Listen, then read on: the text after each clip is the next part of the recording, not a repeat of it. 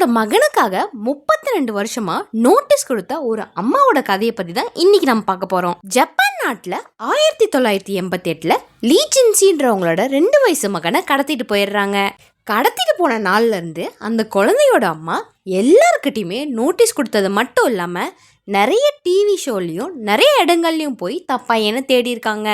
இந்த தேடுற பயணத்துல தொலைஞ்சு போன 29 குழந்தைங்கள அவங்களோட குடும்பத்து கூடயும் சேர்த்து வச்சிருக்காங்க. பல வருஷம் தேடுதலுக்கு அப்புறமா 2020ல தன்னோட மகனை கண்டுபிடிக்கிறாங்க. தன்னோட மகனை கடத்திட்டு போய் குழந்தை இல்லாத தம்பதிங்க கிட்ட வெறும் 6000 ரூபாய்க்கு வித்திருக்காங்க. தன்னோட மகன் 2 வயசுல காணாம போனனால தன்னை அடையாளம் தெரியாதுன்னு பயந்துட்டு இருந்த அவங்களுக்கு தெரிய வருது அவன் வளர்ந்த சூழ்நிலை சரியில்லைன்னு.